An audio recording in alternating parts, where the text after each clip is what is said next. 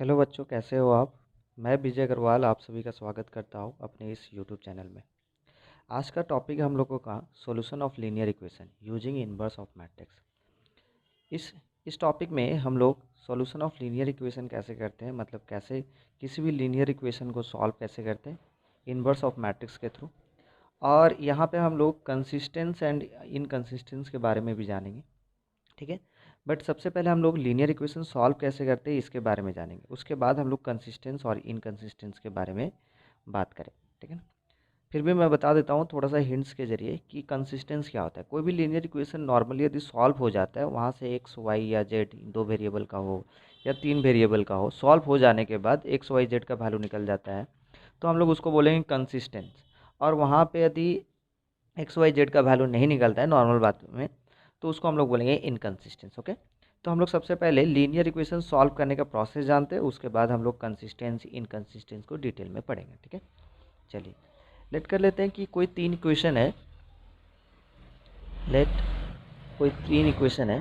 पहला इक्वेशन है a1x plus b1y plus c1z, okay, equal to t1। Equation one. Equation two a2x plus b2y plus c2z equal to t2। Equation two है ये मेरा। Equation three a3x plus b3y plus c3z equal to d3।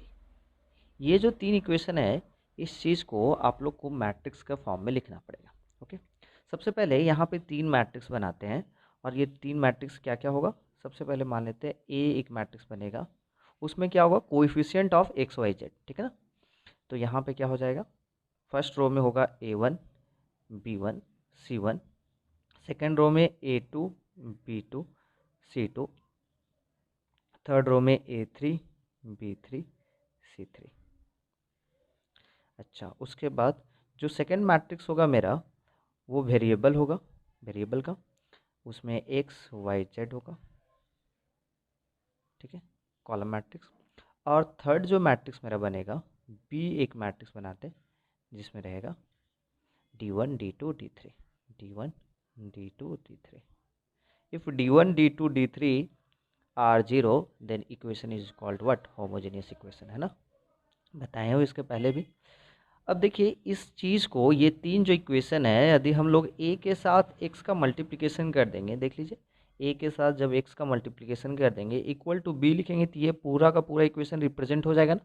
जैसे a के साथ, मतलब हम बोलना यही चाह रहे हैं कि a into x equal to b लिख सकते हैं इस पूरा तीनों इक्वेशन को। देख लीजिए, a के साथ जैसे x का मल्टीप्लाई करते हैं तो क्या हो जाता है, a1x plus b1y plus c1z equal to d1।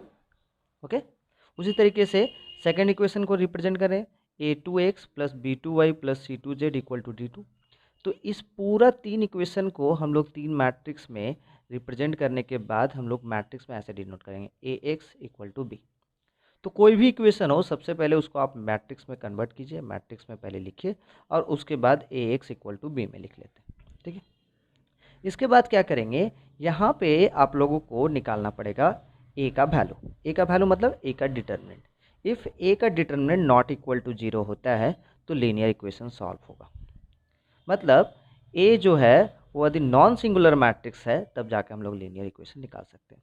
Non singular matrix क्या होता था, बताए थे कि determinant not equal to zero आता है तो उसको हम लोग नॉन सिंगुलर बोलते हैं, और डिटर्मिनेंट इक्वल टू जीरो आता है तो उसको हम लोग बोलते हैं सिंगुलर मैट्रिक्स। ओके, तो यहाँ पे ए का जो वैल्यू होना चाहिए, डिटर्मिनेंट ऑफ ए का, वो क्या होना चाहिए, नॉट इक्वल टू जीरो। तभी जाके हम लोग क्या करते हैं, इन्वर्स निकाल पाएंगे, तभी जाके हम लोग लीनियर इक्वेशन सॉल्व कर पाएंगे। अब क्या करते हैं, जब ए एक्स इक्वल टू बी लिख दिए तो पहला स्टेप हम लोग को चेक करना पड़ेगा कि determinant A equal to zero है या नहीं। Determinant A not equal to zero रहेगा तब जाके आगे फर्दर स्टेप होगा, अदरवाइज हम लोग नहीं कर पाएंगे, ठीक है। तो यहाँ पे क्या करेंगे, उसके बाद हम लोग क्या करते हैं, यहाँ से ए इन्वर्स निकालेंगे। सेकेंड स्टेप क्या होगा, फर्स्ट स्टेप हम बताएं क्या कि determinant A equal to zero या नहीं आ रहा है उसको चेक करना है। यदि डिटर्मिनेंट ए का वैल्यू, डिटर्मिनेंट ऑफ ए का value not equal to zero आता है, मतलब नॉन सिंगुलर मैट्रिक्स होता है, तब जाके फर्दर स्टेप हम लोग आगे बढ़ेंगे। फर्दर स्टेप क्या होगा, तो ए का हम लोग निकालेंगे ए इनवर्स। तो ए इनवर्स कैसे निकालते हैं, ए इनवर्स जो होता है वो मेरा होता है 1 by determinant of A into adjoint of A. अब क्या करेंगे तब, A x equal to B हो गया, इनवर्स भी निकालनी है। उसके बाद क्या करेंगे, pre multiplying of A inverse, क्या बोल रहे, प्री मल्टीप्लाइंग, ठीक है ना, प्री, ये आपका थर्ड स्टेप है। पहला स्टेप क्या है, determinant of A not equal to zero होना चाहिए। थर्ड सेकंड स्टेप में आपको ए इनवर्स निकालना पड़ेगा। जब determinant of A not equal to zero आ जाएगा तो ए इनवर्स ऑटोमेटिक निकाल सकते हैं हम लोग। तो फिर हम लोग क्या करेंगे, थर्ड स्टेप में प्री मल्टीप्लाइंग करेंगे, pre multiplying on both side, ठीक है ना, ऑन बोथ साइड इस इक्वेशन में। अच्छा, तो यहाँ पे जैसे प्री मल्टीप्लाइंग करेंगे तो क्या हो जाएगा, A inverse into x equal to A inverse into B. तो यहाँ से हम लोग को पता चल जाएगा कि ए इनवर्स इंटू ए मतलब कितना, आइडेंटिटी मैट्रिक्स होता है हम लोग का। तो I into x equal to A inverse B. और आइडेंटिटी मैट्रिक्स के साथ यदि कोई मैट्रिक्स मल्टीप्लाई रहता है तो यहाँ पे वही मैट्रिक्स बच जाएगा, मतलब एक्स ही रह जाएगा। और यहाँ पे रह जाएगा मेरा ए इनवर्स इंटू बी। और यहाँ से मेरा ए इनवर्स और बी का जो वैल्यू निकलेगा मल्टीप्लाई करने के बाद, वही मेरा लीनियर इक्वेशन का वैल्यू हो जाएगा। यहाँ पे क्वेश्चन होता है कि सर यहाँ पे प्री मल्टीप्लाइंग क्यों करें, पोस्ट मल्टीप्लाइंग क्यों नहीं करें। तो यहाँ पे एक चीज़ मैं बता दूँ, जैसे ही हम लोग प्री मल्टीप्लाइंग करेंगे तो ए का ऑर्डर कितना होगा, ए इनवर्स का ऑर्डर, ए इनवर्स का ऑर्डर मेरा रहेगा 3x3 का या 2x2 का। यदि ये 3x3 का मैट्रिक्स है, ए मेरा 3x3 मैट्रिक्स है, तो इसका ए इनवर्स भी 3x3 मैट्रिक्स का होगा। अच्छा, बी का ऑर्डर कितना होगा तब, बी का ऑर्डर होगा मेरा, देख लीजिए 3x1 का, है ना, 3 रो 1 कॉलम। तो बी का मेरा ऑर्डर है 3x1 का। ओके, तो यहाँ से देखिए ए इनवर्स इंटू बी पॉसिबल है, हाँ ए इनवर्स इंटू बी पॉसिबल है। और कंडीशन हम बताए थे ए इनवर्स इंटू बी या कभी भी दो मैट्रिक्स का मल्टीप्लिकेशन तभी पॉसिबल होता है जब फर्स्ट मैट्रिक्स का कॉलम सेकंड मैट्रिक्स का रो के साथ सेम होता है। तो ये दोनों तो सेम हो रहा है, इसलिए A inverse into B possible है। बट क्या B inverse into A possible है, देखते हैं। तो B into A inverse possible है नहीं, क्यों, बी का जो ऑर्डर है वो 3x1 है और ए का जो ऑर्डर है वो 3x3 है। तो इसका जो कॉलम इसका रो के साथ मैच नहीं कर रहा है, तो B into A inverse possible ही नहीं है ना। तो ये तो पॉसिबल ही नहीं है, इसीलिए हम लोग क्या करते हैं, यहाँ पे pre multiplying of A inverse into B करते हैं, जिससे मेरा ए इनवर्स के साथ बी का मल्टीप्लिकेशन हो जाएगा और एक्स वाई जेड का वैल्यू निकल जाएगा। ओके, यहाँ पे 2x2 का रहता है तो देखते हैं, यदि ए का वैल्यू मान लेते हैं, लीनियर इक्वेशन 2 वेरिएबल का रहता है, मतलब यहाँ पे a1x प्लस b1y, ठीक है ना, b1y equal to d1 suppose. उसी तरीके से a2x plus b2y equal to d2। तो यहाँ पे ए जो मैट्रिक्स बनेगा वो कैसे बनेगा, ए जो मैट्रिक्स बनेगा a1 b1 a2 b2। X जो मैट्रिक्स रहेगा, ठीक है ना, वो क्या होगा, एक्स और वाई का, ये भी कॉलम मैट्रिक्स। और मेरा जो बी बनेगा वो क्या बनेगा, बी जो मेरा बन रहा है यहाँ पे d1 d2। ओके, तो यहाँ पर भी सबसे पहले हम लोग को क्या करना पड़ेगा, यहाँ पर भी हम लोग को डिटरमिनेंट ऑफ ए निकालना पड़ेगा और देखना पड़ेगा क्या ये इक्वल टू जीरो आ रहा है या नहीं आ रहा है। यहाँ पे determinant not equal to zero आना चाहिए, मतलब ये भी नॉन सिंगुलर मैट्रिक्स होना चाहिए। तो नॉन सिंगुलर मैट्रिक्स होगा तो हम लोग जाके अब नेक्स्ट स्टेप में क्या करेंगे, ए एक्स इक्वल टू बी लिखेंगे और वहाँ से फिर से प्री मल्टीप्लाइंग करेंगे, मतलब A inverse into A x equal to A inverse into B. तो यहाँ से ए इनवर्स इंटू ए मतलब कितना हो जाएगा, आइडेंटिटी मैट्रिक्स, मतलब आइडेंटिटी मैट्रिक्स इंटू एक्स मतलब क्या, यहाँ से ए इनवर्स इंटू बी। और यहाँ से जैसे आइडेंटिटी मैट्रिक्स के साथ एक्स का मल्टीप्लिकेशन करेंगे तो एक्स ही रह जाएगा और यहाँ पे ए इनवर्स इंटू बी। यहाँ पर भी आपको प्री मल्टीप्लाइंग करना पड़ेगा, इसके पीछे भी रीज़न यहाँ पे जान लीजिए, क्योंकि यहाँ पे जो ए इनवर्स निकलेगा उसका ऑर्डर 2x2 का होगा, क्योंकि ए जो मेरा मैट्रिक्स है वो 2x2 का स्क्वायर मैट्रिक्स है, ठीक है ना। तो ए इनवर्स भी 2x2 का निकलेगा। और बी का ऑर्डर कितना है, बी का ऑर्डर है मेरा 2x1 का। तो यहाँ पे A inverse into B possible है but B inverse into A possible नहीं है, इसलिए यहाँ पर भी हम लोग pre multiplying of A inverse ही करेंगे, पोस्ट मल्टीप्लाइंग नहीं करेंगे। क्लियर है, तो ये टॉपिक था, ठीक है ना। सॉल्यूशन निकालने का तरीका फिर से बोल रहे, सॉल्यूशन कैसे निकालेंगे, तो सॉल्यूशन निकालने का तरीका यही रहेगा कि जो लीनियर इक्वेशन दिया हुआ है उसको पहले 3 मैट्रिक्स में कन्वर्ट कीजिए, ठीक है। 3 मैट्रिक्स इस टाइप से होना चाहिए और उसके बाद इस मैट्रिक्स को हम लोग रिप्रेजेंट कर सकते हैं A x equal to B, A X के इक्वल टू बी होने के बाद फिर हम लोग चेक करेंगे क्या ए मेरा नॉन सिंगुलर मैट्रिक्स है। ए यदि नॉन सिंगुलर मैट्रिक्स है तब जाके हम लोग ए इनवर्स निकालेंगे। फिर ए इनवर्स निकालने के बाद हम लोग pre multiplying of A inverse करने के बाद x equal to A inverse into B. अब यहाँ पे ए इनवर्स इंटू बी का जो वैल्यू आएगा वही मेरा लीनियर इक्वेशन का सॉल्व करने का तरीका है। ओके, यहाँ पर भी 2x2 का भी है। अब हम दो एग्जाम्पल दिखाएंगे, एक 2x2 का, 3x3 का। देन हम लोग जाके कंसिस्टेंस और इनकंसिस्टेंस के पूरा डिटेल में पढ़ेंगे, होमोजीनियस सिस्टम के बारे में जाने, बट यहीं पे है ना, इसी वीडियो में। ओके, देख लेते हैं। यहाँ पे 2x2 का एक मैट्रिक्स दिया हुआ है, लिखा हुआ given that A equal to 2 3 minus 5 4 find A inverse and hence the solve of the simultaneous equation 2x plus 3y plus 4 equal to 0 minus 5x plus 4y plus 13 equal to 0।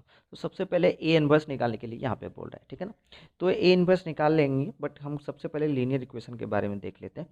तो linear equation क्या है यहाँ पे 2x plus 3y plus 4 equal to 0 minus 5x plus 4y equal to 13 equal to 0।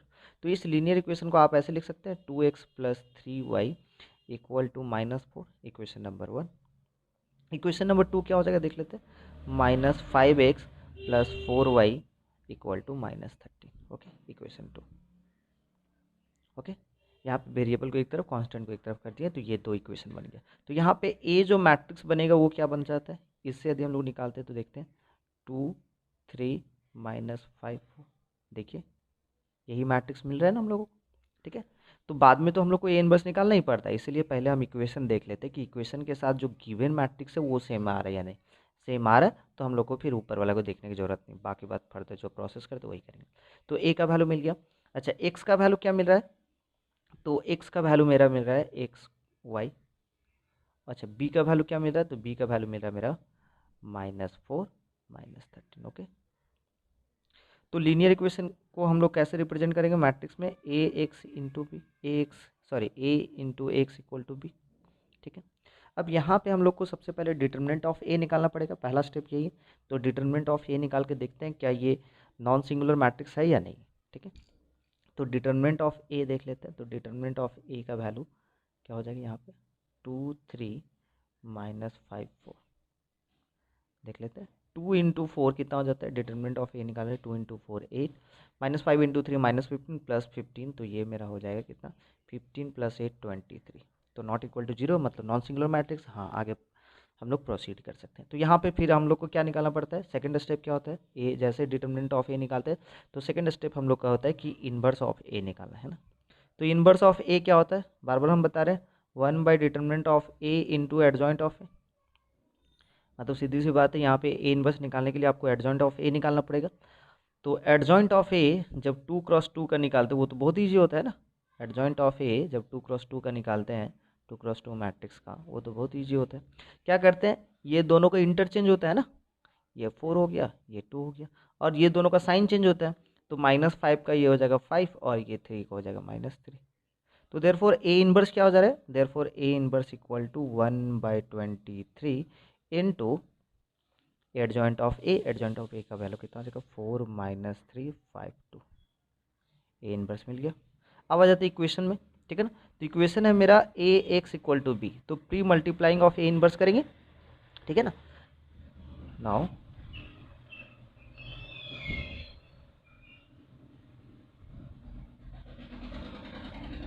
Of, ठीक है ना, A inverse, then we get, तो हम लोग को क्या मिलेगा, A inverse into A into x, A inverse into B. तो यहाँ से ए इनवर्स इंटू ए हट जाएगा और एक्स इक्वल टू मेरा बच जाएगा ए इनवर्स इंटू बी।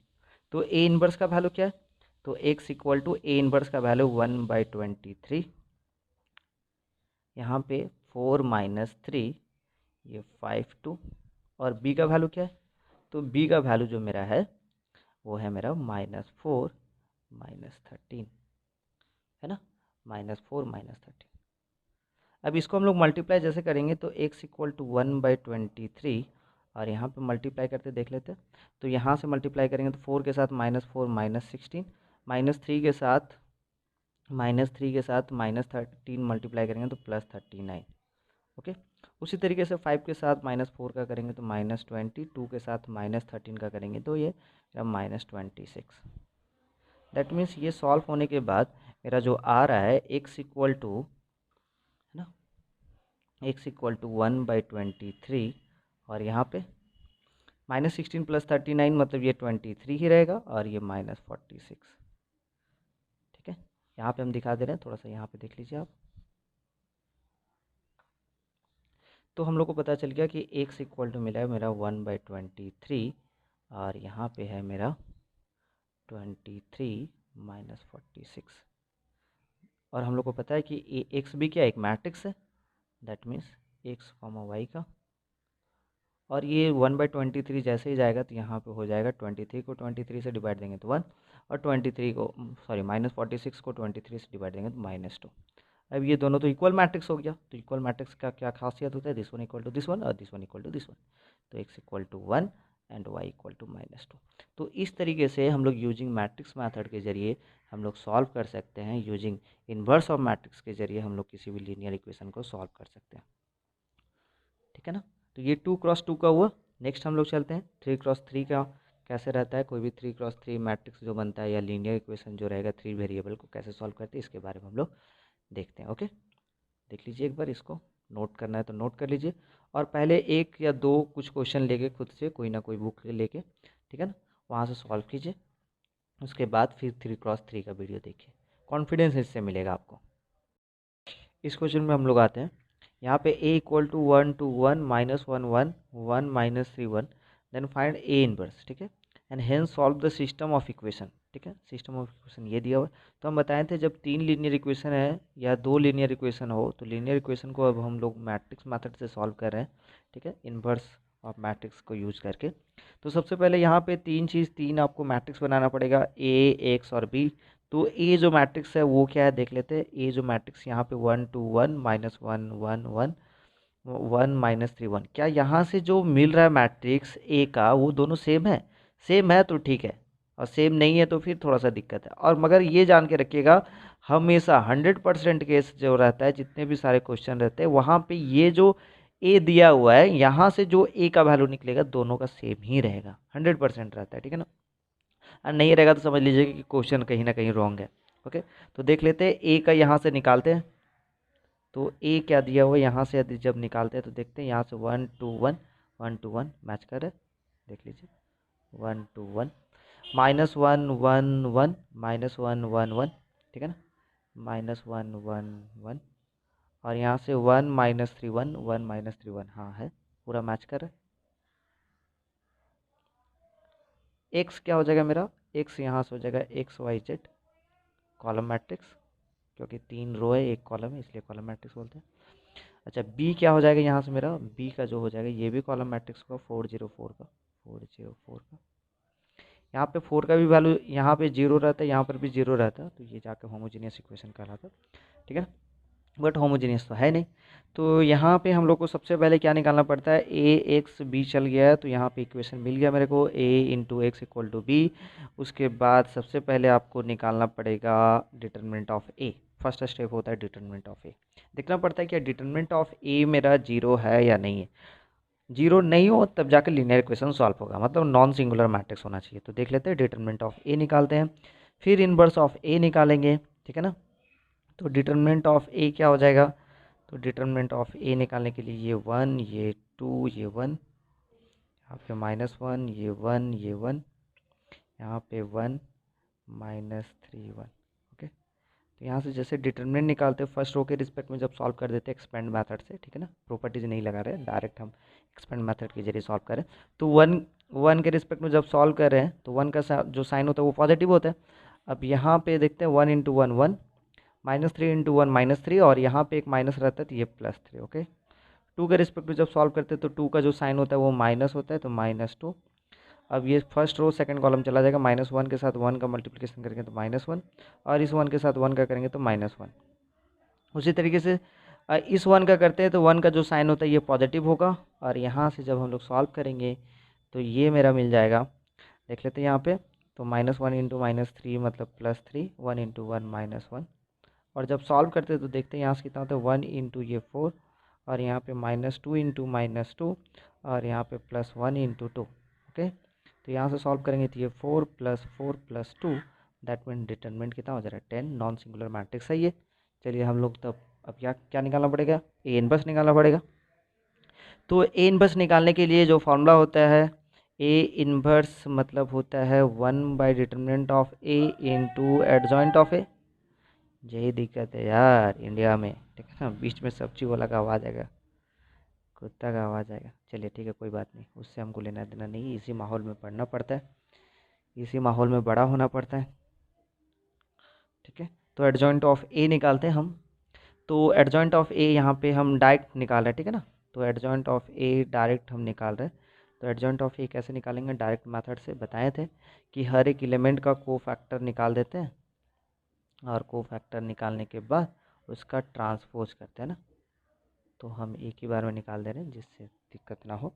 हर एक एलिमेंट का निकालेंगे तो ये पूरा पेज भर जाएगा, ठीक है। आप लोग निकाल सकते हैं, यदि आपको यदि हर एक एलिमेंट का कोफैक्टर निकाल के देन एडजॉइंट निकालना है तो उससे कोई इशू नहीं है, एग्जामिनर को भी कोई इशू नहीं है। हाँ यही होगा कि आपका टाइम थोड़ा सा ज़्यादा लगेगा, पेज आपका ज़्यादा लगेगा, ओवर राइटिंग होने का थोड़ा सा संभावना रहता है, ठीक है ना, ज़्यादा लिखने। तो हम काम करते हैं, एक ही बार में करते हैं एडजॉइंट। तो सबसे पहले इस वन का जब निकालते हैं तो यहाँ पे वन के लिए positive negative positive negative positive negative positive negative positive का साइन होता है, ठीक है ना, साइन कंजम्पशन था ये। तो इस वन का जो साइन कंजम्पशन होता है वो पॉजिटिव, वन का जो साइन कंजम्पशन होता है वो पॉजिटिव हो जाता है। अब इसके रिस्पेक्ट में ये जो फर्स्ट रो और फर्स्ट कॉलम में रहता है इसको डिलीट करेंगे तो वन के साथ वन का मल्टीप्लिकेशन करेंगे तो वन, -3 के साथ वन का करेंगे तो -3, बट माइनस रहने के कारण +3 हो जाता है। तो ये हो जाएगा 1 + 3।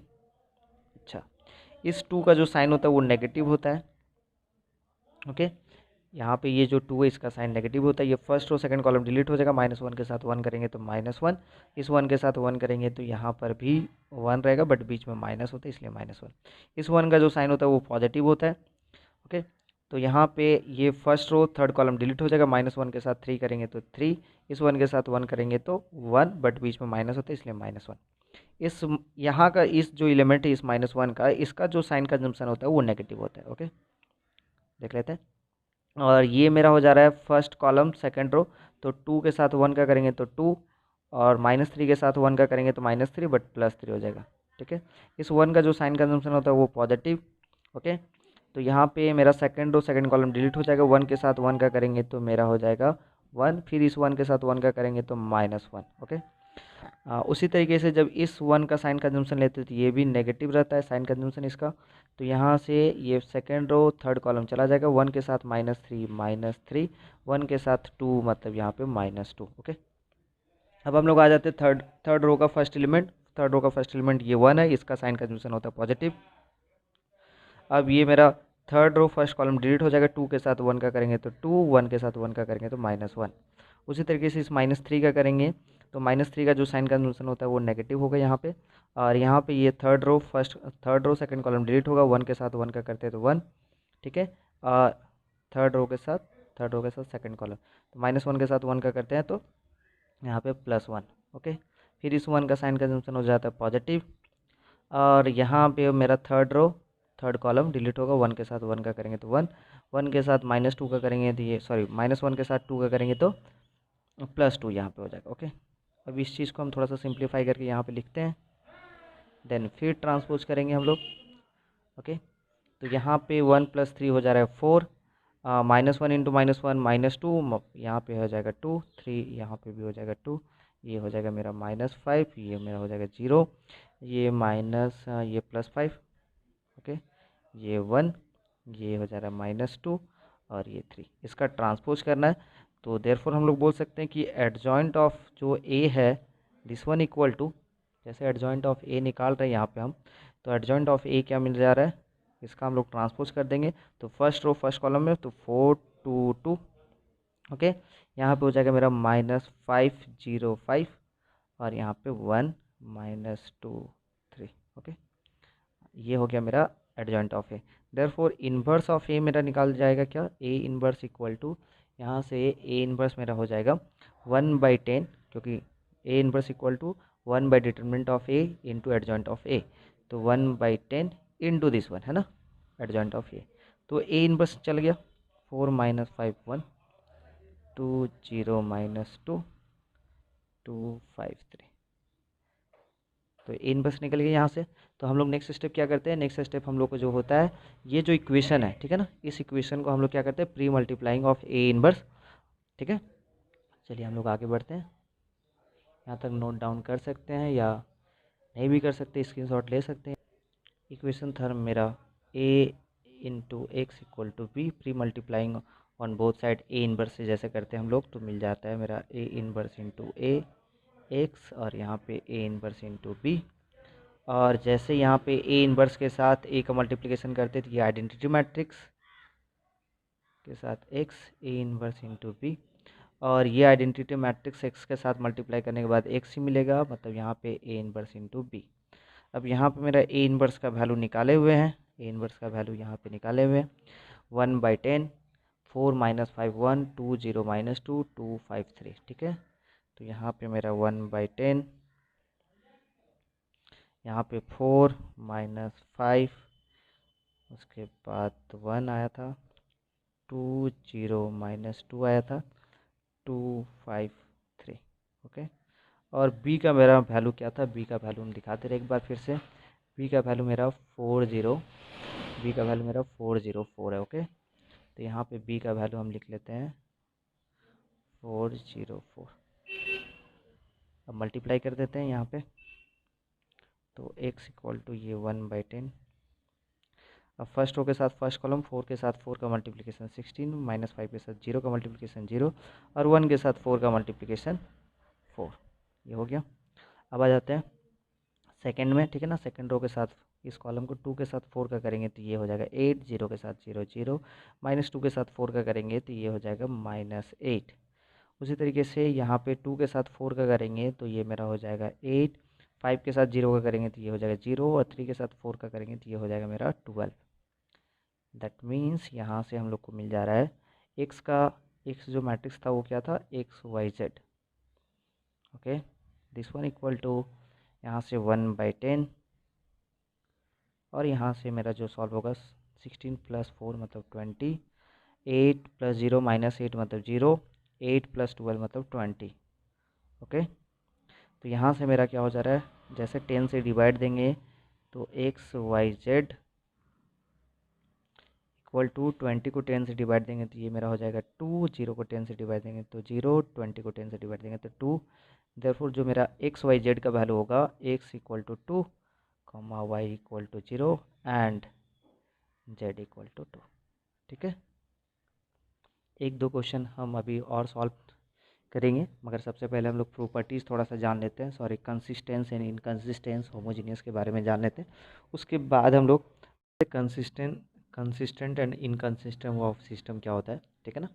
तो कंसिस्टेंट क्या होता है, a system of equation is said to be consistent if its solution exist. ठीक है ना, मतलब यदि किसी भी लीनियर इक्वेशन का सॉल्यूशन एग्जिस्ट करता है तो इसको हम लोग बोलेंगे कंसिस्टेंट, और यदि सॉल्यूशन एग्जिस्ट नहीं करता है तो हम लोग बोलेंगे इनकंसिस्टेंट। ठीक है ना, तो इसका डिफिनेशन क्या बोल रहे हैं, a system said to be, a system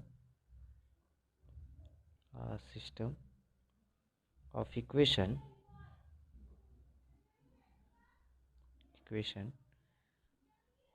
is said to be consistent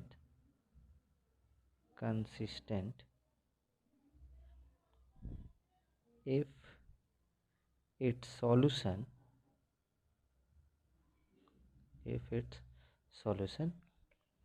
exist। अब ये सॉल्यूशन का मतलब क्या, जैसे कोई लीनियर इक्वेशन रहेगा उसमें एक्स वाई जेड का वैल्यू निकल जाता है तो उसको हम लोग बोलेंगे कंसिस्टेंट। वहाँ पे एक्स वाई जेड का वैल्यू एक हो सकता है या मोर देन वन हो सकता है ना, यूनिक हो सकता है या मोर देन वन हो सकता है। ठीक है, उसके बारे में भी हम लोग जानेंगे कि कब यूनिक होगा, कब मोर देन वन होगा। ठीक है, तो क्या बोल रहे हैं, a system of equation is said to be consistent if it solution exist, otherwise ठीक है ना, otherwise it is what, inconsistent. मतलब क्या, इनकंसिस्टेंस कब होगा, जब इसका सॉल्यूशन एग्जिस्ट नहीं करेगा ना, इनकंसिस्टेंट। ओके, अब हम लोग देख लेते हैं। जैसे हम लोग को पता है कि लेट कर लेते हैं कि कोई लीनियर इक्वेशन 3 है ना, a1x + b1y + c1z equal to d1 माने हुए, a2x plus b2y plus c2z d2 a3x b3y plus c3z equal to d3, है ना। तो ये तीन लीनियर इक्वेशन हुआ। इससे हम लोग क्या किए, मैट्रिक्स बना लेते हैं सबसे पहले, तीन मैट्रिक्स। तो तीन मैट्रिक्स बताइए क्या क्या होता है ना। a1 b1 c1 a2 b2 c2 a3 b3 c3। Okay, यहाँ से x मिल जाता है हम लोग को। तो x क्या होता है, x y z। और यहाँ से हम लोग को b मिल जाता है, जिसमें क्या होता है d1 d2 d3। ओके, तो ये जो लीनियर इक्वेशन है इसको हम लोग रिप्रेजेंट कर सकते हैं ax इक्वल टू बी पे। ओके, अब यहाँ पे सबसे पहले मैट्रिक्स में रिप्रेजेंट करने के बाद हम लोग डिटर्मिनेंट ऑफ ए निकाल देते हैं। If determinant of A not equal to zero, ठीक है ना, तब जाके हम लोग बोलते हैं क्या, सिस्टम कंसिस्टेंट होता है। अब यहाँ पे क्या क्या कंडीशन पे हम लोग यहाँ पे कंसिस्टेंस होगा, इनकंसिस्टेंट होगा, उसके बारे में हम लोग थोड़ा सा जान लेते हैं, ठीक है ना। तो मैट्रिक्स रिप्रेजेंट कर देते हैं A x equal to B पे। और यहाँ से हम लोग को कैलकुलेट करना पड़ेगा क्या, यहाँ से सबसे पहले हम लोग कैलकुलेट करेंगे डिटर्मिनेंट ऑफ ए, ठीक है। यहाँ पे हम लोग कैलकुलेट करेंगे, कैलकुलेट डिटर्मिनेंट ऑफ ए, ठीक है। तो यहाँ पे डिटर्मिनेंट ऑफ ए कैलकुलेट करने के बाद हम लोग का दो कंडीशन हो जाएगा। कौन कौन सा दो कंडीशन होगा, एक होगा determinant of A not equal to zero, और determinant of A equal to zero, है ना। यही हो सकता है कि determinant of A not equal to zero और determinant of A equal to zero. If determinant of A not equal to zero आता है, देन जो सिस्टम होगा, सिस्टम इज कंसिस्टेंट। बार बार हम यही बोल रहे हैं, सिस्टम इज कंसिस्टेंट। और कंसिस्टेंट होने के बाद ये हम लोग को एक ही वैल्यू देंगे, system is consistent and have unique solution. Okay, unique solution, एक ही सॉल्यूशन देगा, ठीक है ना।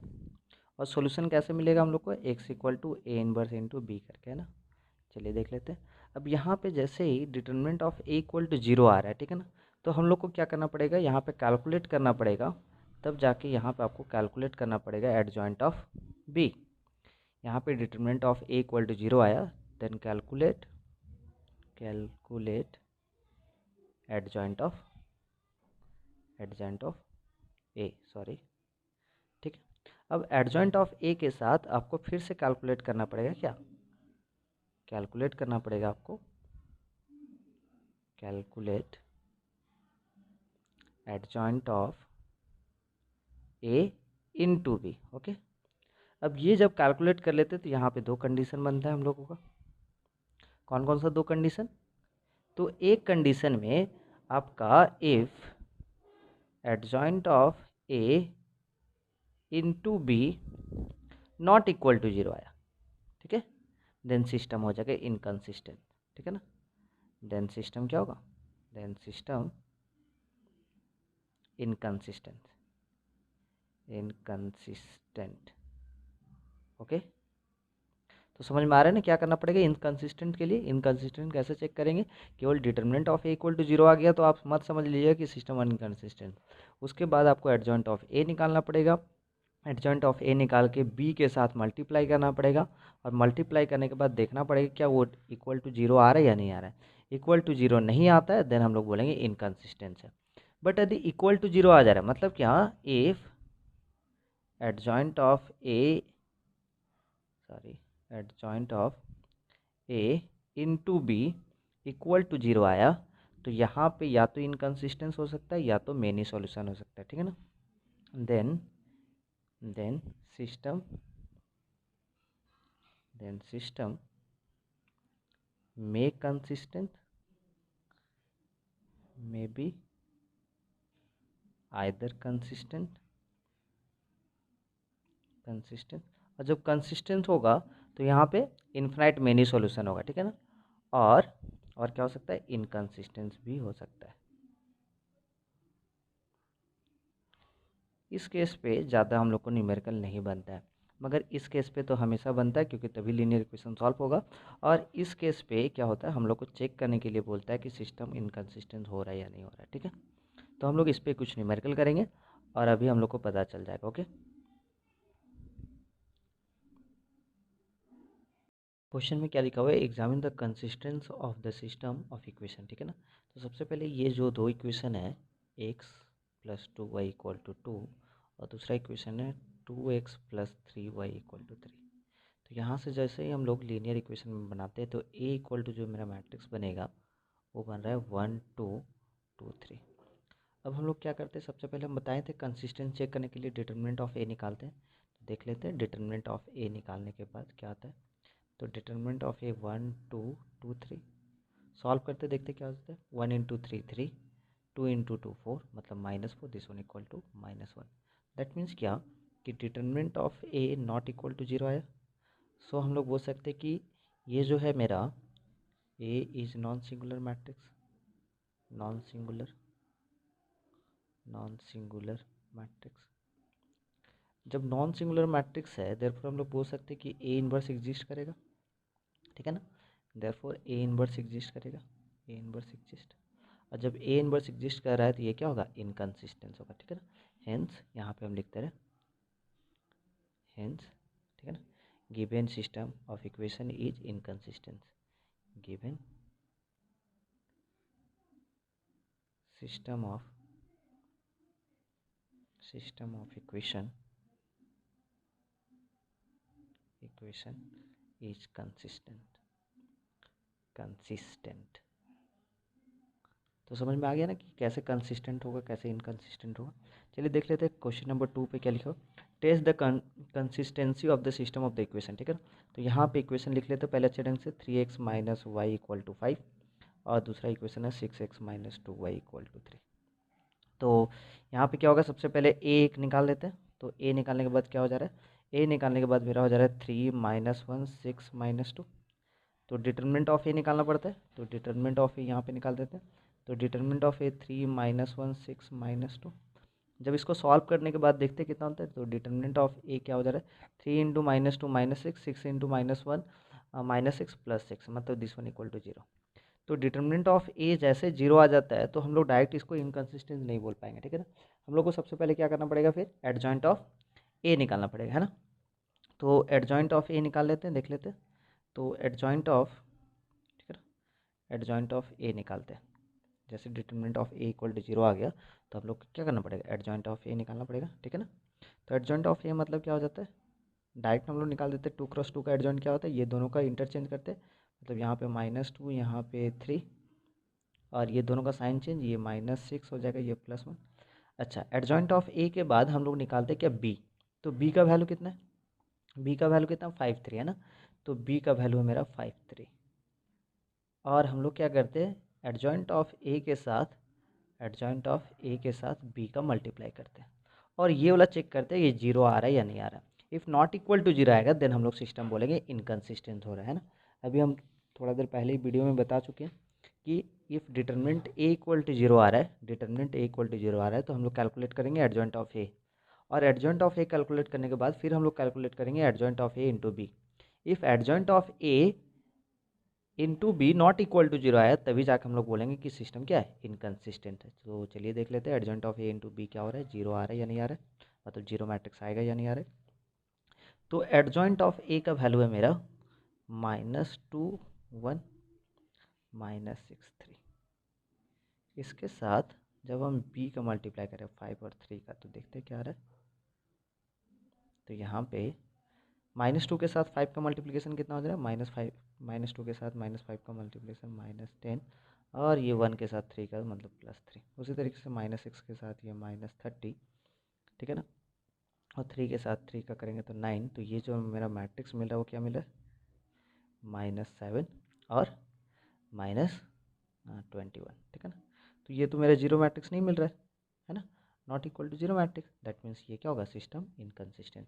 देयरफॉर हम लोग बोल सकते हैं given system is, given system of equation, given system of equation है ना, इज इनकन्सिस्टेंट। ओके, तो कैसे चेक करना है कंसिस्टेंस है या नहीं, कंसिस्टेंस है या नहीं, कैसे चेक करते हैं हम लोग, ठीक है ना। Determinant of A equal to 0 निकल रहा है तो हम लोग एडजॉइंट ऑफ ए निकालेंगे, फिर एडजॉइंट ऑफ ए के साथ एडजॉइंट इनटू बी करेंगे, वहाँ पे नॉट इक्वल टू 0 आए तब जाकर हम लोग बोलेंगे कि सिस्टम क्या है, इनकंसिस्टेंट है। ओके, चलिए देख लेते हैं यहाँ पे क्या लिखा हुआ है, examine the consistence of the system of equation, ठीक है ना। यहाँ पे चेक करना है कि कंसिस्टेंसी है या नहीं है, मतलब सिस्टम कंसिस्टेंस है या इनकंसिस्टेंस है। ओके, तो इक्वेशन क्या है, x plus y plus z equal to 1, 2x plus 3y plus 2z equal to 2, bx plus by plus 2bz equal to 4, ठीक है ना। तो a इक्वल टू पहले निकाल लेते हैं डायरेक्ट, है ना। तो a का फर्स्ट रो क्या होगा, 1 1 1 1 1 1, ठीक है ना। यहाँ पे सेकंड रो क्या हो जाएगा, 2 3 2 3 2, और ये मेरा हो जा रहा है b b 2b। ओके, तो हम लोग डिटर्मिनेंट ऑफ ए निकाल लेते हैं, पहले देख लेते हैं डिटर्मिनेंट ऑफ ए क्या 0 आ रहा है या नहीं आ रहा है। 0 नहीं आएगा तो डायरेक्ट हम लोग बोलेंगे कि सिस्टम क्या कंसिस्टेंस है, और determinant of A equal to 0 आ गया तो फिर तो हम लोग को आगे एडजॉइंट ऑफ ए निकालना पड़ेगा, फिर इंटू बी करना पड़ेगा, ठीक है ना। तो सबसे पहले मेरा जो चीज़ है वो हमको निकालना पड़ेगा डिटर्मिनेंट ऑफ ए, तो डिटर्मिनेंट ऑफ ए ही निकाल लेते पहले, फिर आगे सोचेंगे कि क्या हो रहा है या नहीं हो रहा है। तो 1 1 1 2 3 2 बी बी 2b। आप लोग को वीडियो पसंद आ रहा है ना, तो थोड़ा सा कमेंट ज़रूर कीजिएगा, समझ में आ रहा है या कहीं गलती भी हो तो ज़रूर कमेंट करके बताइए, जिससे हम क्या करेंगे आने वाली वीडियो में गलती का थोड़ा सा सुधार कर सकते हैं, कि गलती कम से कम हो। तो फर्स्ट रो के रिस्पेक्ट में सब सॉल्व करते हैं, तो 1 के रिस्पेक्ट में 1 का जो साइन का जो पॉजिटिव होता है, 3 के साथ 2b मतलब 6b, b के साथ 2 का करेंगे तो -2b। उसी तरीके से 1 का जो साइन कंजम्पशन होगा यहाँ का जो होता है माइनस, तो 1 के रिस्पेक्ट में फर्स्ट रो के साथ सेकंड कॉलम डिलीट होगा तो 2 के साथ 2b 4b हो जाएगा, और इस b के साथ 2 का मल्टीप्लिकेशन करेंगे तो -2b। उसी तरीके से जब इसका सॉल्व करते हैं तो इस 1 का जो साइन कंजम्पशन होता है पॉजिटिव, है ना, और यहाँ पे 2 के साथ b का होगा 2b, और b के साथ 3 का -3b। देख लेते हैं आगे सॉल्व करते कितना आ जा रहा है। तो 6b -2b मतलब 4b, माइनस 4b -2b मतलब 2b, और ये हो जाएगा -2b, 2b -3b मतलब -b, मतलब सॉल्व करने के बाद आ जा रहा है मेरा b। दैट मीन्स क्या, determinant of a not equal to 0, b आ जा रहा है, मतलब सिस्टम क्या होगा, कंसिस्टेंट होगा, ठीक है ना। System is consistent, therefore given given equation of system, ठीक है, गिवन सिस्टम ऑफ इक्वेशन बोल सकते हैं, system of equation is consistent. Okay, अब थोड़ा सा हम लोग कुछ लीनियर इक्वेशन सॉल्व कर लेते हैं, ठीक है ना। ये तो कंसिस्टेंट हुआ, इनकंसिस्टेंट हुआ, ये तो इजी है, बट हम लोग कोई लीनियर इक्वेशन जो कि 6 मार्क्स का ज़रूर आता है, सीबीएसई बोर्ड में भी, आईसीएसई बोर्ड में भी, और वेस्ट बंगाल बोर्ड में भी ज़रूर आता है, एक 6 मार्क्स का ज़रूर क्वेश्चन रहता है इसमें, मैट्रिक्स एंड डिटरमिनेंट का 100% रहेगा, ठीक है ना, कोई डाउट ही नहीं। इस क्वेश्चन में आ जाते हैं, इस क्वेश्चन में क्या लिखा हुआ है, if A equal to 1 1 1 2 -1 1 2 1 -3 find A inverse using the A inverse solve the system of the linear equation. Okay, तो यहाँ पे देख लेते हैं क्या ए का जो वैल्यू मिलेगा 1 1 1, हाँ ठीक है, 2 -1 1, ठीक है, 2 1 -3, हाँ मतलब इसके साथ मैच करा, मतलब क्वेश्चन सही है। ओके, अब तो देख लेते हैं ए का वैल्यू लिख लेते हैं, मैट्रिक्स फॉर्म बना लेते हैं पहले इसका, इस लीनियर इक्वेशन का, 3 लीनियर इक्वेशन है यहाँ पे, तो यहाँ पे 3 मेरा क्या बन जाता है, मैट्रिक्स बन जाता है। तो ए जो मेरा मैट्रिक्स मिलेगा यहाँ से देख लेना है ना, यहाँ से मत कॉपी करना है, यहाँ से कॉपी करना है, जिससे क्या होगा इसके साथ ये वाला मैच कराना, देखना सेम आ रहा है या नहीं, ठीक है। तो 1 1 1 है फर्स्ट रो में, सेकंड रो में 2 -1 1 है, और ये कितना है 2 1 -3। ओके, तो यहाँ पे नेक्स्ट आ जाते हैं हम लोग, क्या ए मिल गया, एक्स क्या हो जाएगा, एक्स हो जाएगा मेरा XYZ, और बी क्या हो जाएगा मेरा, बी हो जाएगा मेरा, बी मेरा हो जाएगा 3 -1 3 -1 -9। ओके, तो सबसे पहले ए इन्वर्स निकालना है, ए इन्वर्स निकालना है मतलब सबसे पहले डिटर्मिनेंट निकालना पड़ेगा, देखना पड़ेगा कि डिटर्मिनेंट मेरा इक्वल टू 0 या नॉट इक्वल टू 0 है, नॉट इक्वल टू 0 रहेगा तभी जाके ए इन्वर्स फाइंड होगा, एग्जिस्ट करेगा। तो सबसे पहले डिटर्मिनेंट ऑफ ए निकाल लेते हैं, 1 1 1 2 -1 1 2 1 -3। ओके, सॉल्व करते देखते हैं, 1 के रिस्पेक्ट में जब सॉल्व करेंगे तो ये कितना हो जाएगा, पॉजिटिव साइन होता है तो -1 इंटू वन के रिस्पेक्ट टू सॉल्व कर रहे हैं तो -1 इंटू -3 मतलब 3, 1 इंटू 1 मतलब -1। इस 1 के रिस्पेक्ट टू सॉल्व करेंगे तो यहाँ पे -1 देंगे। ओके, तो यहाँ पे ये मेरा फर्स्ट रो सेकंड कॉलम चला जाएगा। 2 के साथ -3 करते तो -6, और ये 2 के साथ 1 का कर रहे हैं तो ये हो जा रहा है मेरा -2। ओके, उसी तरीके से जब 1 के रिस्पेक्ट में जब सॉल्व करेंगे तो ये 1 के लिए पॉजिटिव साइन हो जाता है, 1 हो जाएगा यहाँ पे। और यहाँ पे मेरे को मिल जाएगा कितना, 2 इंटू 1 2, और 2 इंटू -1 -2, बट यहाँ पे हो जाएगा +2। ओके, देख लेते हैं, सॉल्व करते हैं फिर आगे। 1, ये 3 -1 मतलब ये हो जाएगा मेरा 2, ये माइनस और ये -8, ये हो जाएगा मेरा, ये 2 + 2 4 हो जाएगा। तो यहाँ से मेरा 2 + 8 + 4 मतलब टोटल हो जा रहा है 14। तो determinant of A not equal to 0, that means A inverse exist करेगा, कंसिस्टेंस होगा, है ना। तो कंसिस्टेंसी का बात होता है तो मेरा यहीं पे डायरेक्ट बोल देते कि ये कंसिस्टेंस है ना। तो आगे चलते हैं, हम लोग को सबसे पहले ए इनवर्स निकालना पड़ेगा। तो ए इनवर्स निकालने के लिए एडजॉइंट ऑफ ए निकालना पड़ता है। तो एडजॉइंट ऑफ ए डायरेक्ट निकाल दे रहे हैं यहीं पे, और इसका ट्रांसपोज होता है ना। हर एक एलिमेंट का एडजॉइंट निकाल रहे हैं तो 1 का जैसे एडजॉइंट निकालेंगे तो 1 का जो साइन होता है वो पॉजिटिव होता है। ये फर्स्ट रो फर्स्ट कॉलम चला जाएगा, -1 इंटू -3, तो ये मेरा हो जाएगा 3, 1 इंटू 1 हो जाएगा -1। इस 1 के लिए नेगेटिव साइन होता है, इस 1 के लिए नेगेटिव साइन होता है, देख लेते हैं। तो इस 1 के लिए जैसे नेगेटिव साइन होता है तो यहाँ पे ये चला जाएगा, ये चला जाएगा, मतलब फर्स्ट रो सेकंड कॉलम चला जाएगा। तो 2 इंटू -3 -6, 2 इंटू 1 मतलब -2। उसी तरीके से इस 1 के लिए पॉजिटिव साइन होता है तो ये मेरा फर्स्ट रो थर्ड कॉलम चला जाएगा। 2 के साथ 1 का करते हैं तो ये मेरा हो जाता है 2, और 2 के साथ ये -1 का करते हैं तो ये हो जाएगा +2। उसी तरीके से ये इस 2 का जो साइन होता है वो नेगेटिव होता है, ठीक है ना। अब ये मेरा सेकेंड रो फर्स्ट कॉलम चला जाएगा तो 1 के साथ -3 हो जाएगा -3, 1 के साथ ये 1 होगा तो -1। उसी तरीके से इस -1 का जो होता है साइन, यहाँ पे इस एलिमेंट का जो साइन होता है वो पॉजिटिव होगा, ठीक है ना। देख लेते हैं, ये मेरा सेकंड रो सेकंड कॉलम, 1 के साथ -3, 2 के साथ 1 2, बट यहाँ पे माइनस होता है इसलिए -2। इस 1 का भी साइन क्या होता है, नेगेटिव होता है। यहाँ से ये मेरा सेकंड रो थर्ड कॉलम चला जाएगा, 1 के साथ 1 मेरा 1, 2 के साथ 1 मतलब 2, बट यहाँ पे -2। उसी तरीके से इस 2 का जो साइन होता है, यहाँ पे जो एलिमेंट होता है इसका जो साइन होता है वो पॉजिटिव होता है।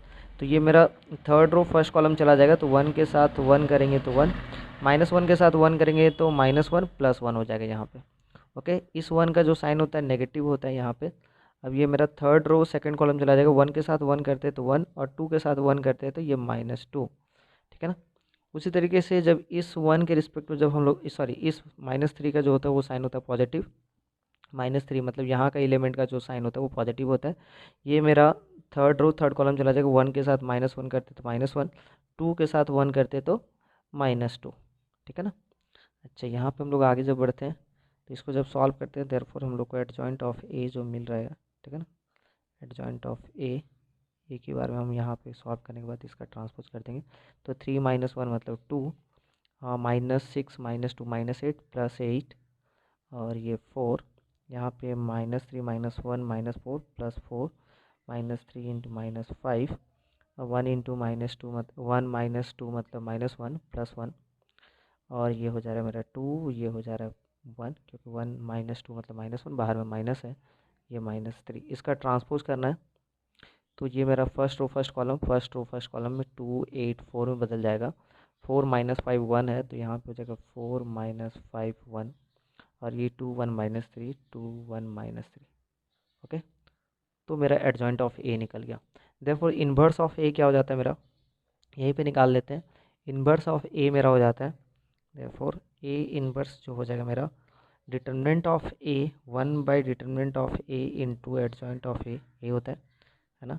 दैट मीन्स हम लोग 1/14 है ना, डिटरमिनेंट ऑफ ए का वैल्यू 14 है, into adjoint of A value कितना हो गया 2 4 2, फिर यहाँ पे 8 -5 1, और ये 4 1 -3, ठीक है, क्लियर। अब देख लेते हैं यहाँ पे क्या हो जा रहा है। ये मेरा जो क्वेश्चन है, इस चीज़ को हम लोग ए इनवर्स निकाल लिए, और यहाँ पे लीनियर इक्वेशन अब सॉल्व करना है। पहले तो बोला था ए इनवर्स निकालने के लिए, तो ए इनवर्स निकाल लिए। तो अब हम लोग इस ए इनवर्स को यूज करके क्या करना है, लीनियर इक्वेशन को, लीनियर सिस्टम को हम लोग को क्या करना है, सॉल्व करना है। कैसे सॉल्व करते हैं, तो हम लोग को पता है कि A x equal to B है इक्वेशन, लीनियर इक्वेशन को, तो यहाँ से हम लोग pre multiplying of A inverse करेंगे, pre multiplying of A inverse. तो जैसे ए इनवर्स से हम लोग करते हैं प्री मल्टीप्लाइंग, तो ए इनवर्स इंटू एक्स और यहाँ पे ए इनवर्स इंटू बी। तो यहाँ पे मेरे को मिल जाएगा ए इनवर्स इंटू ए मतलब आइडेंटिटी मैट्रिक्स इंटू एक्स, और यहाँ पे मेरा A inverse into B. That means यहाँ से identity into x unit matrix into x का करेंगे तो ये एक्स ही रह जाएगा, यहाँ पे ए इनवर्स इंटू बी। अब यहाँ पे ए इनवर्स और बी मैट्रिक्स का वैल्यू पुटअप कर देते हैं और एक्स का वैल्यू निकल जाएगा। तो ए इनवर्स का वैल्यू कितना, 1/14। ठीक है, यहाँ पे ए इनवर्स बी का वैल्यू हम ले लिए, अब मल्टीप्लाई कर देते हैं तो एक्स इक्वल टू 1/14। और जैसे यहाँ पे मल्टीप्लाई करते हैं तो ये मेरा फर्स्ट रो फर्स्ट कॉलम के साथ मल्टीप्लाई, तो 2 के साथ 3 का मल्टीप्लाई 6, 4 के साथ -1 मतलब -4, 2 के साथ -9 मतलब -18। ठीक है, ये -18। ठीक, उसी तरीके से जब सेकेंड रो सेकेंड कॉलम के साथ 8 के साथ 3 का करेंगे तो ये 24, ये +5 हो जाएगा और ये -9। उसी तरीके से जब इसका करते हैं हम लोग तो 4 के साथ 3 का करते तो ये हो जा रहा है मेरा 12 और ये -1 और ये +27 है ना। आगे जैसे हम लोग बढ़ते हैं तो यहाँ से मेरे को मिल जाएगा x इक्वल टू 1/14, और यहाँ पे सॉल्व करने के बाद देख लेते हैं कितना आ जाता है। तो 6 -4 माइनस ये, तो यहाँ से हो जाएगा -22, यहाँ से 2, ये -16। ठीक है ना, और यहाँ पे 24 25 ये 20 मिल जा रहा है और यहाँ से 1 चला जाएगा तो ये मेरा 11, तो ये मेरा हो जाएगा 38। ओके, देख लेते हैं, ये 39 में से 1 चला जाएगा। ठीक है, ये 29 में से -20 और ये -4 -18 -22 -22 में से 6 चलाएगा -16। तो x का वैल्यू क्या होता है मेरा, x का जो वैल्यू x मैट्रिक्स का XYZ है, और यहाँ से मेरा 1/14 यहाँ पे -16 20 38। ओके, तो देयरफॉर हम लोग बोल सकते हैं कि x इक्वल टू कितना, -16/14, मतलब यहाँ से मेरे को मिल जा रहा है, सॉरी स्मॉल x होगा कैपिटल नहीं, तो -16/14 मतलब -8/7। उसी तरीके से स्मॉल y इक्वल टू 20/14 मतलब कितना, 10/7।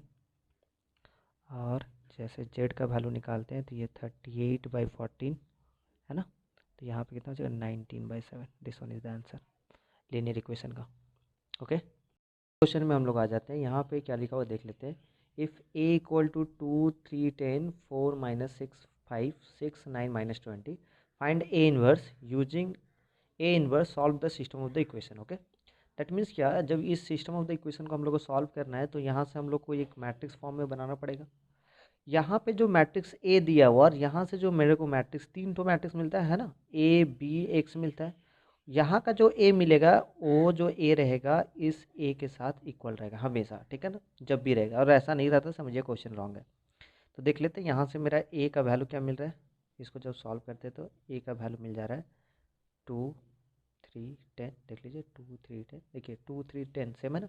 उसी तरीके से 4 -6 5 4 -6 5, ये हो गया 4 -6 5।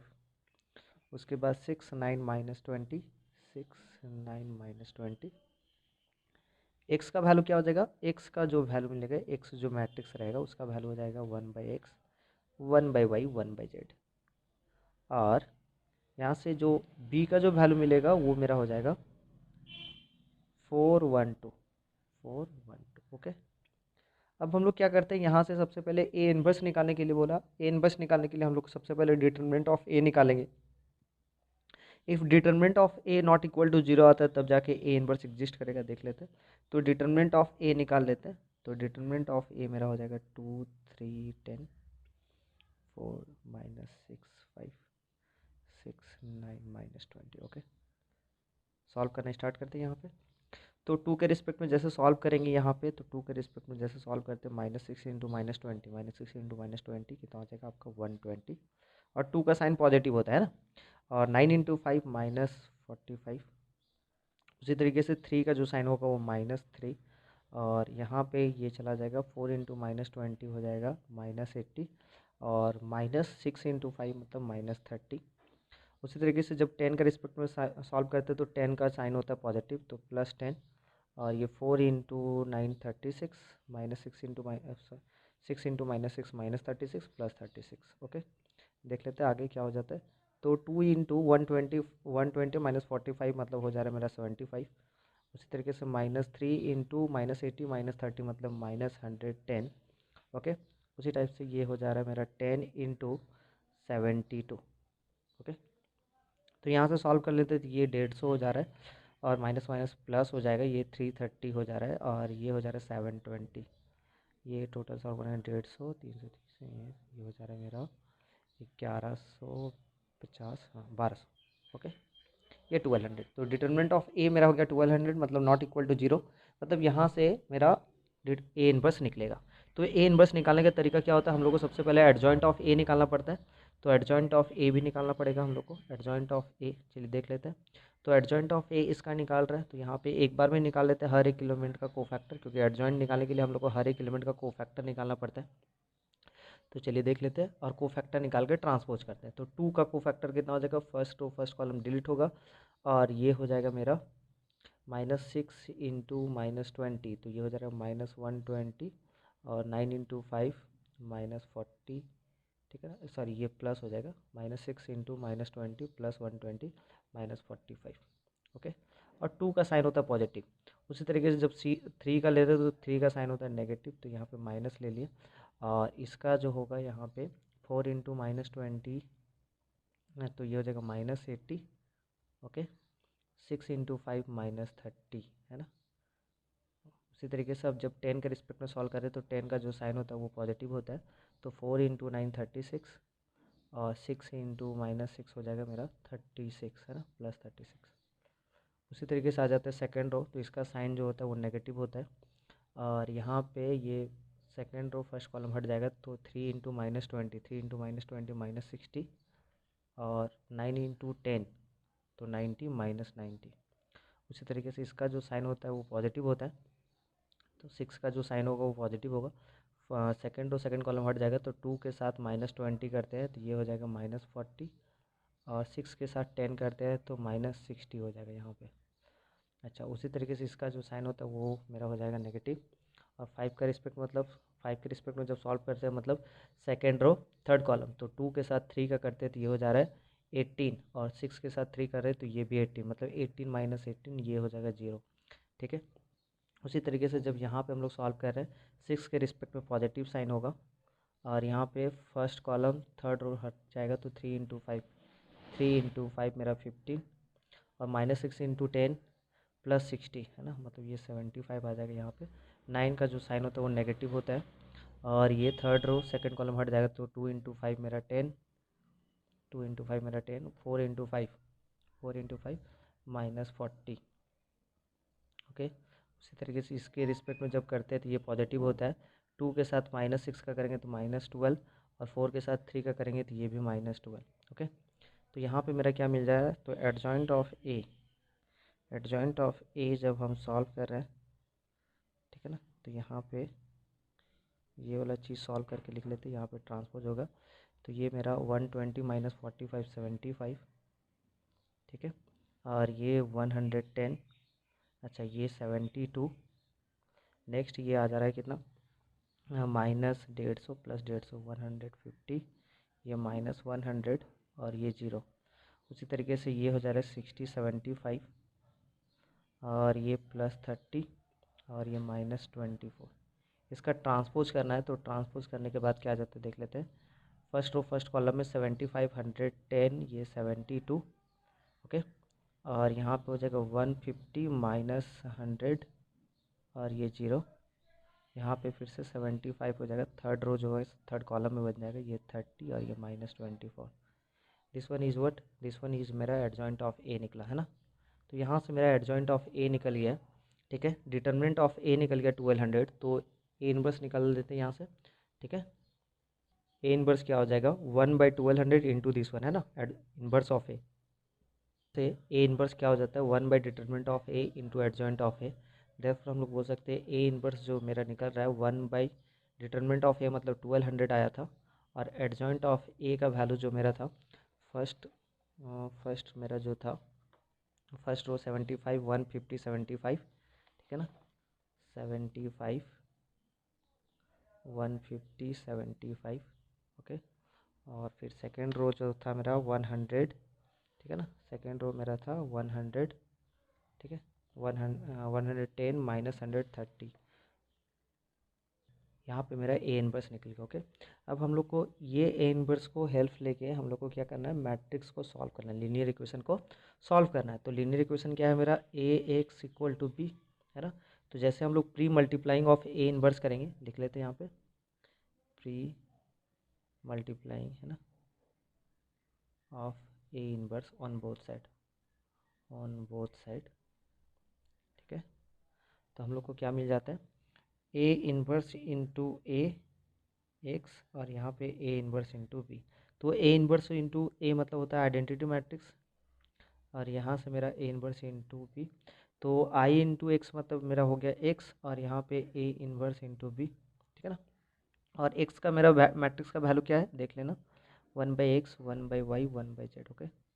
उसी तरीके से ए इनवर्स का वैल्यू मेरा क्या है, ए इनवर्स का वैल्यू है 1/1200, और यहाँ पे ए इनवर्स का वैल्यू यहाँ पे लिखे हुए 75, ओके, 150 75, ये 110 माइनस 100, और ये 30, ये 72 मेरा हो जा रहा है, ये 0, ये माइनस 24, और यहाँ से b का वैल्यू लिखना है, ठीक है ना। तो b का वैल्यू एक बार देख लेते हैं, यहाँ पे b का वैल्यू कितना है 4412, है ना। b का वैल्यू कितना है 412, यहाँ पे देख लीजिए इक्वेशन से b का वैल्यू 412 लिख लेते हैं। तो यहाँ पे मेरा जो हो जा रहा है b का वैल्यू वो मिल जा रहा है 412, ओके। अब यहाँ पे हम लोग क्या करेंगे, जस्ट ये दोनों को मल्टीप्लाई करेंगे और 1200 से डिवाइड देंगे तो वैल्यू निकल जाएगा। तो देख लेते हैं, करने के बाद क्या आ जाता है 1/x 1/y 1/z, और जैसे मल्टीप्लाई करते हैं तो ये 1/1200 रह जाएगा, और यहाँ से जैसे मल्टीप्लाई करते हैं तो 75 को 4 के साथ मल्टीप्लाई करेंगे तो कितना हो जाएगा 300, ठीक है ना। 75 इंटू 4 300 प्लस 150 को इससे करेंगे 1 से तो 150, और 75 को 2 से करेंगे तो 150।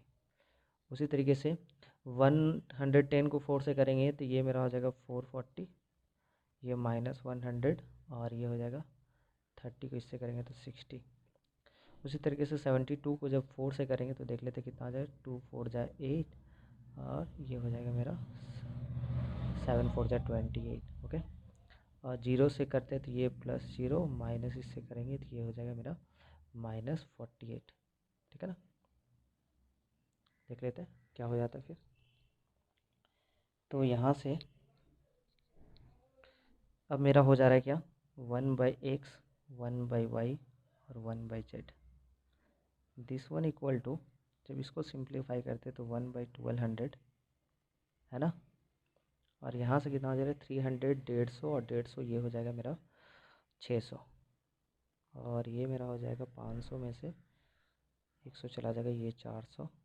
उसी तरीके से 288 में से 48 चला जाएगा, मतलब 240, ठीक है ना। ये हो गया। देयरफॉर यहाँ से हम लोग बोल सकते हैं देयरफॉर 1/x इक्वल टू मेरा हो जाएगा 600/1200, 600/1200। दैट मीन्स यहाँ से जैसे कैंसिल करेंगे तो 1/2 मतलब x इक्वल टू 2। उसी तरीके से 1/y इक्वल टू मेरा हो जाएगा 400/1200, मतलब ये 400 को करेंगे तो ये 1/3, मतलब ये मेरा हो जाएगा y इक्वल टू 3। उल्टा कर देते हैं तो उसी तरीके से यहाँ पे जब हम लोग सॉल्व करेंगे तो ये मेरा 1/z है ना, 1/z इक्वल टू मेरा हो जा रहा है 240/120, तो 0 0 कैंसिल हो जाएगा, सॉरी यहाँ पे, ठीक है ना, ये 0 रहने, ये 0 0 कैंसिल, 24/120 मतलब ये 5 टाइम्स में जाएगा, मतलब 1/z equal to 1/5, therefore z equal to 5, okay. तो x का वैल्यू 2, y का वैल्यू 3, z का वैल्यू 5 आ रहा है, ठीक है ना। अब नेक्स्ट क्वेश्चन में हम लोग आ जाते हैं, देखते हैं, और ये 6 मार्क्स का क्वेश्चन बनता है।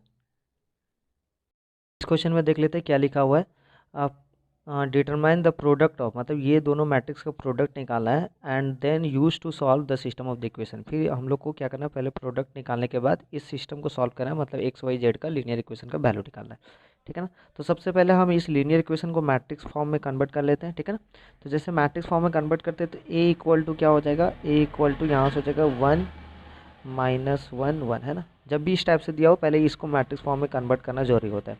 1 माइनस 1 1, और यहाँ से मेरा 1 माइनस टू, और ये मेरा कितना हो जा रहा है 2 1 3। ओके, अब मेरे को बताइए कि यहाँ का जो ए है ये दोनों मैट्रिक्स में से किसके साथ मैच कर रहा है, इसके साथ मैच कर रहा है, मतलब ये मेरा क्या हो जाएगा, ए मैट्रिक्स होगा। This one is the A matrix, है ना। अच्छा, तो इसको कोई दूसरा मैट्रिक्स मान लिया जाएगा, ठीक है ना। तो मान लेंगे इसको बी है, तो ठीक है ना। तो एक काम करेंगे, तो एक्स इक्वल टू यहाँ पे एक्स इक्वल टू मेरा एक्स वाई जेड, और इस बार हम क्या करें, सी इक्वल टू मान लिए 491, ओके 491, ठीक है ना। और बी इक्वल टू तब क्या हो जाएगा, B equal to that matrix, कौन सा मैट्रिक्स, ये वाला मैट्रिक्स, ठीक है। तो ये मेरा है -4 4 4 -7 1 3, और ये मेरा 5 -3 -1। अब हम लोग को क्या करना, प्रोडक्ट करना है किसके साथ, इसके साथ इसका, मतलब b इंटू ए करना है ना, b इंटू ए, क्योंकि b पहले उसके बाद a। देख लेते हैं b इंटू ए जब करते हैं तो क्या आता है। तो यहाँ से इस टाइप का कभी भी दिया हुआ रहेगा ना, तो जब दोनों का प्रोडक्ट करेंगे ना तो हमेशा आइडेंटिटी मैट्रिक्स ही आता है। ओके, आइडेंटिटी मैट्रिक्स के टर्म में आता है, identity matrix exact identity matrix नहीं आएगा, कुछ समथिंग कोई स्केलर वैल्यू रहेगा, या स्केलर मैट्रिक्स बोल सकते हो आप, ठीक है। तो बी का वैल्यू लिख लेते हैं, मगर आइडेंटिटी का टर्म आ सकता है, ठीक है ना। तो बी का वैल्यू है मेरा -4 4 4, यहाँ पे -7 1 3, और यहाँ से मेरा 5 -3 -1, ठीक है। ए का वैल्यू लिख लेते हैं यहाँ पे, तो ए का वैल्यू कितना है 1 -1 1, और यहाँ पे 1 -2 और 2 1 3। आराम से मल्टीप्लिकेशन करेंगे क्योंकि कन्फ्यूजन बहुत होता है मल्टीप्लिकेशन, मुझे भी होता है। फर्स्ट रो के साथ फर्स्ट कॉलम, तो -4 के साथ 1 का करेंगे तो ये -4 रहेगा, ठीक है। और इसके साथ ये फर्स्ट रो के साथ जैसे हम लोग करते हैं, सॉरी फर्स्ट रो के साथ -4 +4 +8, -4 +4 +8, ओके। आ जाते हैं नेक्स्ट एलिमेंट। तो नेक्स्ट एलिमेंट क्या हो जाएगा, फर्स्ट रो के साथ सेकंड कॉलम, तो -4 के साथ ये हो जाएगा +4, ये हो जाएगा -8, और ये +4। उसी तरीके से फर्स्ट रो के साथ थर्ड कॉलम, तो -4 के साथ ये -4, ये -8, और ये +12, ओके। देख लेते हैं नेक्स्ट सेकंड रो के साथ फर्स्ट कॉलम, तो यहाँ पे हो जा रहा है मेरा -7, है ना, -7 1 +1 और +6। उसी तरीके से सेकंड रो के साथ सेकंड कॉलम, तो यहाँ पे हो जा रहा है +7, ठीक है ना, और ये मेरा हो जा रहा है -2, और ये मेरा हो जा रहा है +3। नेक्स्ट आ जाते हैं सेकंड रो के साथ थर्ड कॉलम, तो यहाँ पे मेरा हो जा रहा है सेकंड रो के साथ जैसे थर्ड कॉलम करते हैं, तो यहाँ पे मेरा -7 के साथ 1, तो मतलब -7, और इसके साथ तो 1 का कर रहे तो ये हो जा रहा है मेरा -2, ठीक है ना, और 3 के साथ 3 का कर रहे तो ये +9, ओके। उसी तरीके से थर्ड रो के साथ फर्स्ट कॉलम करते तो देखते कितना, 5 के साथ 1 कर रहे तो 5, -3 के साथ 1 का करे तो -3, और -1 के साथ 2 का करे तो -2, ओके। नेक्स्ट हम लोग थर्ड रो के साथ सेकंड कॉलम का कर रहे हैं, तो 5 के साथ -1 -5, -3 के साथ -2 -6, -1 के साथ -1 के साथ 1 कर रहे हैं, तो ये मेरा हो जा रहा है, एक सेकंड, -3 के साथ +1 ये हो गया, और -1 के साथ ये हो जाएगा मेरा -1, ओके। उसी तरीके से इसके साथ जब करेंगे थर्ड रो के साथ थर्ड कॉलम, तो 5 के साथ 1 5, -3 के साथ -2 मतलब ये हो जाएगा आपका +6, और -1 के साथ 3 करते तो ये हो जा रहा है -3, ओके। जब सॉल्व करते तो देख लेते क्या क्या आ रहा है यहाँ से। तो -4 +4 कैंसिल, मतलब 8 -8 +4 मतलब ये 0 हो जा रहा है, ये भी 0 हो जा रहा है। यहाँ पे 1 + 6 7 -6 मतलब 0, यहाँ पे -2 3 + 10 10 में से 2 चला जाएगा 8, और यहाँ से -7 -2 -9 +9 0, और यहाँ पे -3 -2 5, ठीक है ना, ये 0 हो जा रहा है। -5 -6 सॉरी -5 -1 -6 +6 मतलब 0, 5 और 6 11, और -3 मतलब 8, ठीक है ना। यहाँ से जैसे 8 कॉमन ले लेंगे, ठीक है ना, तो यहाँ पे 1 0 0 0 1 0 0 0 1। और दिस वन को हम लोग को क्या लिख सकते हैं, आइडेंटिटी मैट्रिक्स, मतलब 8 ऑफ आई है ना, this one equal to 8 of I. मतलब यहाँ से हम लोग को क्या मिल जा रहा है, यहाँ से हम लोग को मिला कि b इंटू ए जैसे करते हैं हम लोग को मिल जा रहा है 8 इंटू आई। ओके, ठीक है ना। तो यहाँ से हम लोग को ए इन्वर्स यहाँ पे हम लोग को निकालना है ना। सबसे पहले यहाँ से जब हम लोग को मिल जाए B into A equal to 8 I है ना, तो हम बार बार यही बोल रहे हैं कि जब भी इस टाइप से दो मैट्रिक्स दिया हुआ है और लीनियर इक्वेशन सॉल्व करने के लिए बोलेगा, तो हमेशा क्या होगा, स्केलर मैट्रिक्स या आइडेंटिटी मैट्रिक्स के टर्म में आएगा ही आएगा, जिससे क्या होगा उस चीज़ को हेल्प लेके हम लोग क्या करेंगे, इनवर्स ऑफ मैट्रिक्स निकाल सकते हैं, ठीक है ना। अब हम लोग को ए इनवर्स निकालना है तो हम क्या करें, पोस्ट मल्टीप्लाइंग करें, क्योंकि प्री मल्टीप्लाइंग नहीं कर सकते, क्योंकि पहले प्री में बी है इसलिए हम लोग नहीं करेंगे। तो यहाँ पे क्या करेंगे, post multiplying of what, A inverse. तो हम लोग जैसे ही पोस्ट मल्टीप्लाइंग करेंगे, post multiplying of A inverse, तो जैसे ए इनवर्स यहाँ पे लिखेंगे तो यहाँ पे बी इंटू ए, ठीक है, B into A inverse equal to 8 into I into A inverse. तो यहाँ से हम लोग को पता चल गया क्या, कि ए इनवर्स इंटू ए मतलब कितना, ए इंटू ए इनवर्स मतलब कितना, मेरा आइडेंटिटी मैट्रिक्स, मतलब बी इंटू आइडेंटिटी मैट्रिक्स, और यहाँ से 8 into I into A inverse मतलब ए इनवर्स। देयरफॉर हम लोग बोल सकते हैं कि बी इंटू आई मतलब B equal to 8 into A inverse. मतलब यहाँ से हम लोग को पता चल जा रहा है कि ए इनवर्स इक्वल टू क्या निकलेगा, 1/8 ऑफ बी, है ना। और ये भी हम लोग पढ़े हुए कि इनवर्स मैट्रिक्स में कि कोई दो मैट्रिक्स यदि प्रोडक्ट करने के बाद आइडेंटिटी मैट्रिक्स मिलता है तो एक मैट्रिक्स दूसरे मैट्रिक्स का क्या होता है, इनवर्स होता है। मगर यहाँ पे तो एग्जैक्ट आइडेंटिटीज तो नहीं मिला है, 8 ऑफ आइडेंटिटीज मिला है, इसलिए हम क्या किए, पोस्ट मल्टीप्लाइंग करके यहाँ पे हम दिखा दिए कि ए इनवर्स कैसे निकाला जाएगा। तो ए इनवर्स इक्वल टू कितना हो जाएगा, 1/8 इंटू बी, और बी का वैल्यू क्या है, बी का वैल्यू मेरा -444 -733 -5 -3 -1। ओके, यहाँ पर भी हम लोग बी का वैल्यू लिख लिए, ठीक है ना, यही वाला है। ओके, तो A inverse equal to 1/8 into B. ठीक है, आगे बढ़ते हैं, अब हम लोग लीनियर इक्वेशन सॉल्व। अच्छा, यहाँ पे बता दीजिए इस मैट्रिक्स जो लीनियर इक्वेशन है उसको हम लोग कैसे मैट्रिक्स में लिख सकते हैं, ए इंटू एक्स इक्वल टू सी, है ना। चलिए आगे हम लोग बढ़ते हैं। तो यहाँ पे ए इनवर्स इक्वल टू हम लोग निकाल चुके हैं, क्या निकाल चुके हैं, A inverse equal to 1/8 into B, है ना, यही निकाले थे। तो -444 -713 5 -3 -1, ये बी का वैल्यू पुटअप कर दिए। और हम लोग को पता है कि लीनियर इक्वेशन हम लोग को निकला है इस बार ए एक्स इक्वल टू सी लिए, बी नहीं लिए, क्योंकि बी ऑलरेडी दूसरा मैट्रिक्स था, ठीक है ना। तो यहाँ पे क्या करेंगे, हम लोग को निकालना है एक्स का वैल्यू, है ना, लीनियर इक्वेशन सॉल्व करना है। तो यहाँ पे एक्स का वैल्यू निकालने के लिए क्या करना पड़ेगा, प्री मल्टीप्लाइंग करना पड़ेगा, है ना, pre multiplying of what, A inverse. तो जैसे हम लोग प्री मल्टीप्लाइंग करेंगे, ठीक है, बार बार बहुत बार बताए हुए। तो यहाँ पे ए इनवर्स के साथ हम लोग करते हैं तो direct A inverse into A क्या हो जाता है, मेरा आइडेंटिटी मतलब x equal to A inverse into इस बार सी होगा। तो एक्स का वैल्यू मेरा क्या है, एक्स का वैल्यू XYZ है, ठीक है, और ए इनवर्स का वैल्यू मेरा 1/8, और यहाँ से मेरा -444, ठीक है, -713, और यहाँ पे 5 -3 -1, और सी का वैल्यू क्या है, तो सी का वैल्यू यहाँ पे हम लोग पुटअप कर देते हैं। ओके, तो सी का वैल्यू पुटअप कर दिए 491 है, ठीक है। तो यहाँ पे हम लोग क्या करते हैं, XYZ का वैल्यू क्या करेंगे, इस बार ये दोनों को मल्टीप्लाई करेंगे, XYZ, और यहाँ पे जैसे हम लोग सॉल्व करते हैं 1/8, देख लेते हैं। -4 के साथ 4 करेंगे तो -16, 4 के साथ 9 करेंगे तो 36, और 4 के साथ 1 करेंगे तो +4।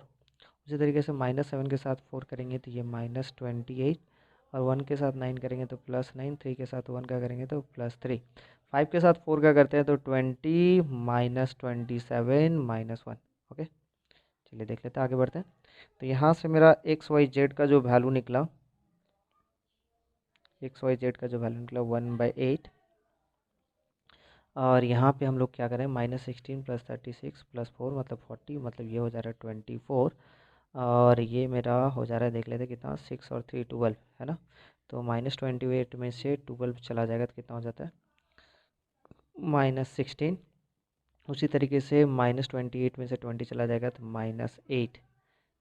देयरफॉर यहाँ से हम लोग x इक्वल टू 24/8 समझ सकते हैं, y equal to -16/8, and z equal to मेरा हो जाएगा, z इक्वल टू -8/8। मतलब x का वैल्यू 3, y का वैल्यू -2 एंड z का value -1। This one is the answer. Okay, ये मेरा आंसर हो गया। तो यहाँ से हम लोग सीख लिए पूरा मैट्रिक्स, हम पूरा सॉल्व कर दिए, डिटरमिनेंट पूरा सॉल्व कर दिए।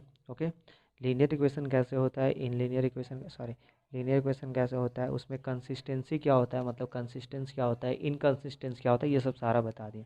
ठीक है ना। अब हम लोग जो नेक्स्ट वीडियो हम लोग का जो रहेगा वो रहेगा डायरेक्ट इन्वर्स ऑफ ट्रिग्नोमेट्री पे। ठीक है ना, या बोल सकते हो ट्रिग्नोमेट्रिक इन्वर्स फंक्शन।